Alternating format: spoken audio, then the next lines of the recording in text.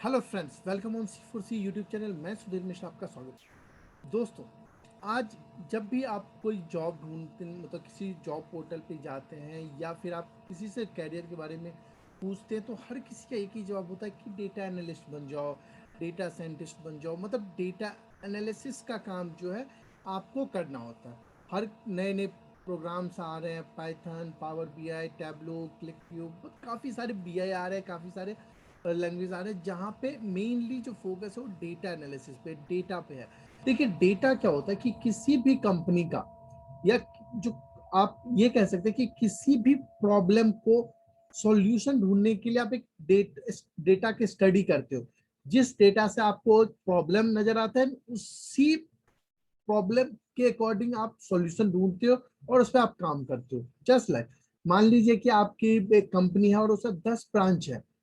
अब आपका overall business क्या परफॉर्म कर रहा है, ये आपके सीएफओ या जो बंद होगा उससे ठीक है, उसके लिए क्लियर है कि मेरा ओवरऑल कंपनी क्या ग्रोथ कर रहा है। पर जब वो डिटेल जाएगा या फिर इंडिविजुअल ब्रांच मैनेजर की बात करेंगे, तो हर ब्रांच मैनेजर का ऐसा हो सकता है कि किसी का ब्रांच पुअरली परफॉर्म कर रहे हो, किसी का बहुत अच्छा कर रहा हो। तो ये सी चीजें हो सकती है। जैसे लाइक अब मान लीजिए कि जब इंडिया का ग्रोथ देखो, तो इंडिया का ग्रोथ देख के आप इंडिया के बारे में स्टडी जब स्टार्ट करोगे, डिटेल में स्टडी करोगे, तो आपको साउथ इंडिया का ग्रोथ अलग दिखेगा, नॉर्थ इंडिया का ग्रोथ आपको अलग दिखेगा। सो जब यानी कि आपके पास ये डेटा होगा तभी आप मतलब उस पर स्टडी कर सकते हो। जैसे गूगल का कहना है कि उसके पास मतलब कोर्स बहुत अच्छे नहीं है, बहुत अच्छे कोर्स नहीं है, बट उनके पास क्या है, डेटा बहुत ज्यादा है। और आज के टाइम में जिस कंपनी के पास में डेटा है, वो कंपनी आगे होगा अपने कंपिटिटर से इन चीजों के मुकाबले में। तो चलिए बात करते हैं डेटा एनालिसिस का। देखिए, डेटा एनालिसिस बात करेंगे तो एज अ डेटा एनालिस्ट आपके पास आ जाएगा सेल्फ सर्विस बीआई। अब ये बीआई की भी कहानी क्या होती है कि आपको एक रिपोर्ट का पोर्टल दे दो और आप अपनी कंपनी की जितने सारे डेटा है आप एक पोर्टल पे लेके आ जाओ, और वहां से, यानी कि पहले बात करें तो वहां पे आपका आईटी के जो लोग होते थे आपके लिए रिपोर्ट डिजाइन करते थे, एंड आफ्टर अ पीरियड वो या तो आईटी टीम आपको रिपोर्ट शेयर करती थी, या फिर आप खुद रिपोर्ट मतलब प्री डिफाइंड फॉर्मेट में आप रिपोर्ट एक्सट्रैक्ट करते थे, सिर्फ निकालते थे। आप वहां पे कोई चेंजेस नहीं कर, जब भी आपको चेंजेस करना है आपको आईटी टीम के पास जाना है। बट टाइम चेंज हुआ, अब आ गया सेल्फ सर्विस बीआई। अब सेल्फ सर्विस बीआई का मतलब क्या होता है मैं आपको बताता हूँ कि अब आपके पास में डेटा है, आप खुद फाइनल करोगे कि आपका लेआउट क्या होना चाहिए, डिजाइन क्या होना चाहिए, कलर क्या होना चाहिए, डेटा किस फॉर्मेट में आए, कौन से डेटा को किस तरह से दिखाना है, कौन से चार्ट में दिखाने हैं, कौन से ग्राफ्स में दिखाने हैं, कौन से मैट्रिक्स दिखाने हैं, कौन सा कार्ड दिखाना है, ये सब अब आप डिसाइड करोगे। इट मीन्स आपके पास में अब ज्यादा पावर है, बट आप उस पावर को तभी यूज कर पाओगे जब आपको उन चीजों के बारे में जानकारी होगा। Clear? So self service BI के बारे में आप जान गए। अब जितने भी बीआई हैं, अब पावर बीआई पे काम कर लो। अब पावर बीआई तो नॉर्मल क्या है कि एक्सेल का 2010 में 3 एडिन्स रिलीज किया गया, that was Power Query, Power Pivot and Power View. Then Microsoft ने क्या किया, इन तीनों एडिन्स को थोड़ा सा एडवांस मतलब कंबाइन कर लिया और थोड़ा एडवांस फीचर इसमें डाल दिया गया और एक नया पैकेज बना लिया गया, दैट इज पावर बीआई। इससे पहले टैबलू भी था, टैबलू थोड़ा पुराना है, पावर बीआई नया है। बट ये आज की डेट में मार्केट में देखोगे तो पावर बीआई अच्छा ग्रोथ कर रहा है इन टर्म्स, क्योंकि माइक्रोसॉफ्ट का प्रोडक्ट है, इजी टू नेविगेट है, आप इजीली इसको सीख सकते हो, और उसका जो क्या कर सकते हो लॉजिक है वो same to same pivot table आप जानते हो, then Power Pivot, Power Query, ये सब चीजें वहां पे आपको सेम मिलता है। तो आज का जो ये वीडियो मैं स्टार्ट कर रहा हूँ, ये कंप्लीट एक सीरीज में स्टार्ट करने वाला हूँ कि डेटा एनालिसिस क्या होता है, किस तरह से डेटा एनालिसिस किया जाता है, कितने टाइप से करना चाहिए, उस डेटा को किस तरह से डैशबोर्ड में दिखाना चाहिए, सब कुछ इस प्लेलिस्ट में कंपाइल कर दिया जाएगा। तो मैं आज आपको एक्सेल का जो बहुत ही इंपॉर्टेंट है, यानी कि कोर कह सकते हो, बेसिक कह सकते हो, वहीं से सब कुछ चलता है। सो मैं दिखाता हूं कि किस तरह से आप काम करते हो।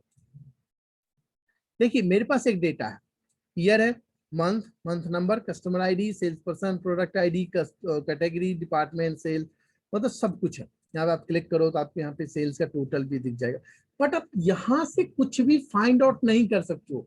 जैसे मैं आपको पूछूं कि यार सेल्स पर्सन वाइज मुझे सेल्स दिखाओ, सो इसके लिए आपको क्या करना पड़ेगा, first you have to create unique list of sales person, then you will use some product या सम कोई भी फंक्शन यूज करोगे, फिर आप उसको मतलब क्या करोगे, फॉर्मूला लिखोगे और वहां पे आप दिखाओगे। लेकिन यदि आप पिवट टेबल जानते हो तो आपको ये सब करने की जरूरत नहीं है। आपका देखो पिवट टेबल जो कंप्लीट ड्रैग एंड ड्रॉप के बेसिस पे है।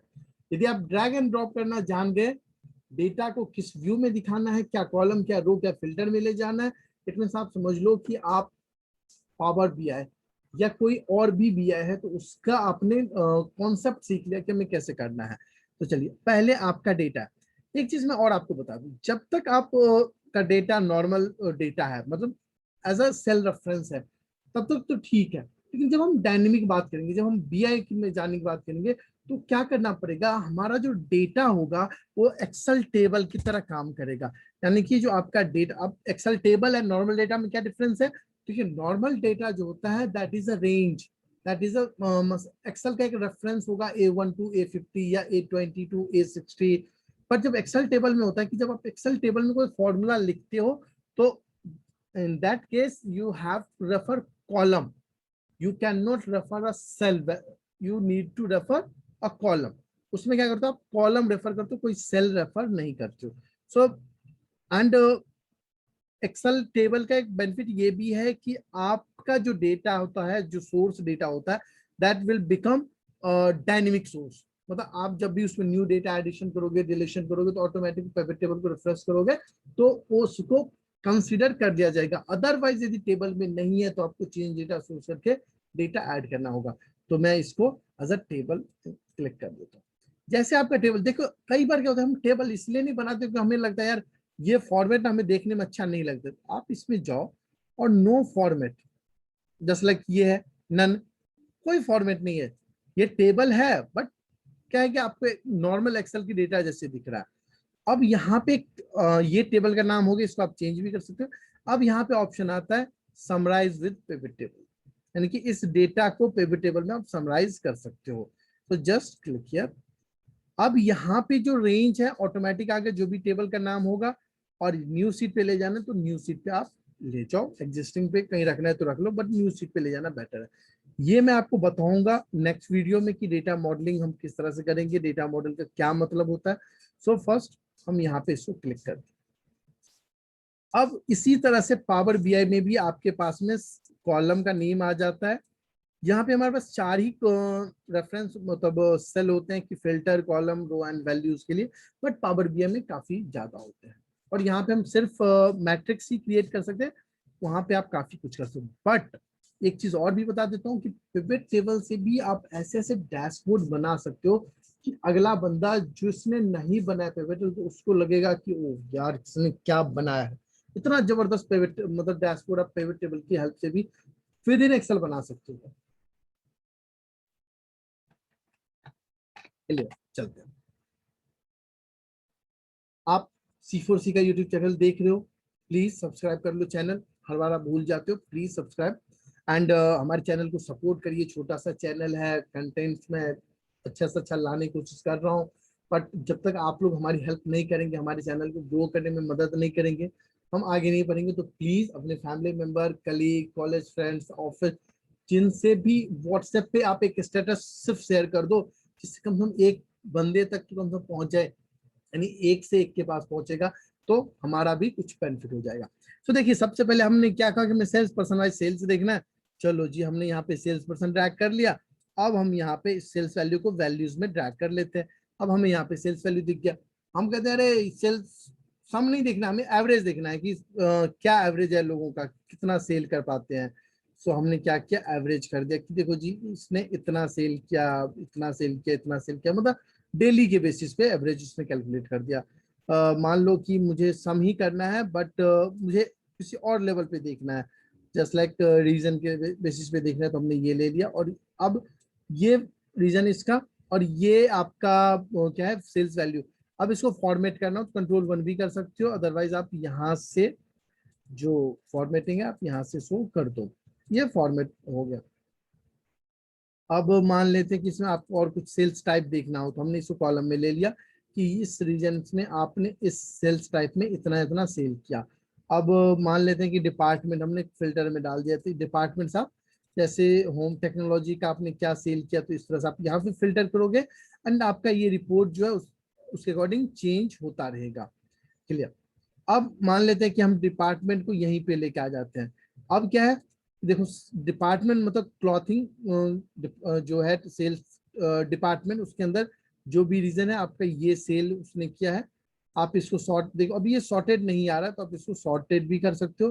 तो जस्ट क्लिक किया लार्जेस्ट टू स्मॉलेस्ट, ये सॉर्टेड हो गया कि हर जगह, यानी इस रेंज में देखोगे तो 2 मिलियन जो है वो सॉर्टेड है, यहाँ पे 3.9 मिलियन सॉर्टेड है।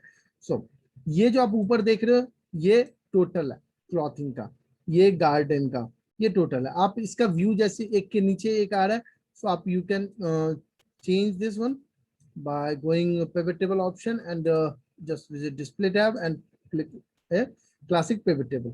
सो आपने ये क्लिक कर दिया, तो अब ये देखो, अब ये ऊपर जो टोटल आ रहा था सब टोटल, वो अब यहाँ पे आ रहा है। ठीक है, क्लॉथिंग का ये ओके। अब ये जो ग्रैंड टोटल आ रहा है उसमें मतलब ये डबलिंग नहीं हो रहा होगा, मतलब ये आप समझ लो कि जैसे बीच में हमने टोटल किया तो उसका डबलिंग नहीं हो रहा होगा ग्रैंड टोटल में। अब मान लीजिए आपको सब टोटल नहीं दिखाना है, तो आप यहाँ पे क्लिक कर दो, सब अनचेक कर दो, तो उसका टोटल नहीं दिखेगा, ग्रैंड टोटल अभी भी वही है। अब ये भी हो सकता है कि आपको ये रिपीट करना हो यहाँ से यहाँ तक, so just go design and repeat all item. So यहाँ पे रिपीट हो गया, यहाँ पे subtotal do not show subtotal, या करना है ओके तो ओके हो जाएगा, और नहीं दिखाना तो आप यहाँ से भी नहीं दिखा सकते हो। देन अब आप जैसे इसको मान लो कि कहीं पे आपका वैल्यू ब्लैंक है या कोई एरर आ गया, तो उस कंडीशन में आपका जो एम्पटी सेल है उसके लिए आप यहाँ पे 0 दिखा सकते हो, क्लिक किया और यहाँ पे वैल्यू डाल दो कि हमें जो ब्लैंक सेल है वहाँ पे 0 दिखाना है, या कोई एरर वैल्यू है तो यहाँ पे 0 दिखाना है। आप ये सब यहाँ से कर सकते हो। एक जो मेजर चीज यहाँ पे आता है कि save source data with file, इसका मैं आपको बताता हूँ। देखिए, एक होता है आपका सोर्स डेटा, इट मीन ये आपका हो गया सोर्स डेटा, और ये हो गया आपका पिवट टेबल। यदि आप यहाँ पे जो 100 है उसको मैं काफी बड़ा नंबर कर देता हूं, मैंने ये नंबर कर दिया है, ठीक है, ये नंबर यहाँ पे आएगा, बट मेरा पिवट टेबल अभी चेंज नहीं हुआ। अब लॉजिकली समझो कि मेरा सोर्स डेटा चेंज हो गया, मेरा पिवट टेबल चेंज नहीं हुआ। इट मींस पिवट टेबल का जो सोर्स है कहीं और से आ रहा है, बिल्कुल आ रहा है। देखिए, सोर्स डेटा और पिवट टेबल का बीच में एक कनेक्शन होता है, दैट इज पिवट कैचे। यानी कि आपका सोर्स डेटा चेंज हो जाए, बट जब तक आप पिवट कैचे को रिफ्रेश नहीं करोगे तब तक आपका पिवट टेबल रिफ्रेश नहीं होगा। हम पिवट टेबल को सिलेक्ट करके रिफ्रेश पे क्लिक करते हैं, इसका मतलब ये होता है कि पिवट कैचे रिफ्रेश होता है, then that pivot cache reflect करता है आपके पिवट टेबल में। जस्ट लाइक आप यहाँ पे देख लो 169 है, मैं यहाँ पे रिफ्रेश कर देता हूँ, राइट क्लिक आप करो, यहाँ पे रिफ्रेश कर दो 269, यानी कि वो जो हमने 100 मिलियन ऐड किया वो यहाँ पे अब दिख रहा है। ठीक है, अब वहां पे जाके हटा भी दोगे तो तब तक वो नहीं दिखाएगा जब तक कि आप उसको पिवट कैचे को रिफ्रेश नहीं करोगे। सो इसका मतलब ये मैं कहने का था कि जब आपका सोर्स डेटा और pivot table with in file है, मतलब एक ही फाइल में आपने सोर्स डेटा भी रखा हुआ और पिवट टेबल भी रखा हुआ, तो इट मींस आपका जो फाइल होगा उसका साइज इंक्रीज हो जाएगा ऑलमोस्ट 1.7x, मतलब 2 गुना से थोड़ा सा कम। अब ऐसा क्यों होगा, अब ये समझो, आपका सोर्स डेटा, वही सोर्स डेटा आपका चला गया पिवट कैचे में और उससे बना पिवट टेबल। यदि दोनों जगह सोर्स डेटा भी में भी डेटा है और पिवट कैचे में भी डेटा है, तो आपका फाइल हैवी होगा ना। क्लियर है। तो आप क्या करोगे, यदि आपको फाइल को मतलब कम साइज रिड्यूस करना है, तो आप पिवट टेबल ऑप्शन में जाओगे, पिवट टेबल ऑप्शन में जाओगे और यहाँ पे डेटा टैब पे save source data with file पे अनचेक करोगे, refresh data when opening the file, इस पे क्लिक करोगे। इसका ये होगा कि आपका जो फाइल साइज होगा वो रिड्यूस हो जाएगा। सो क्लिक हियर, ठीक है, ओके। एक चीज और भी है कि यदि आप किसी भी नंबर पे डबल क्लिक करोगे, जिसमें डबल क्लिक करता हूं तो मुझे इसका बैकग्राउंड दिख जाता है कि ये जो सम बना हुआ है, ये जो टोटल नंबर बना हुआ है 3925031, वो उसका बैकग्राउंड मतलब किन लाइंस का टोटल करके ये नंबर बना हुआ है। डबल क्लिक करके आप इसको क्लिक कर मतलब बना सकते हो। ठीक है, यदि जैसे मैंने यहाँ पे फिल्टर कर लिया, अब मान लीजिए मैं इसी पिवट टेबल का एक और कॉपी बना लेता हूँ, जस्ट लाइक मैं यहाँ पे पेस्ट कर देता हूँ और यहाँ से मैं रीजन हटा देता हूँ और यहाँ से मैं डिपार्टमेंट हटा देता हूँ।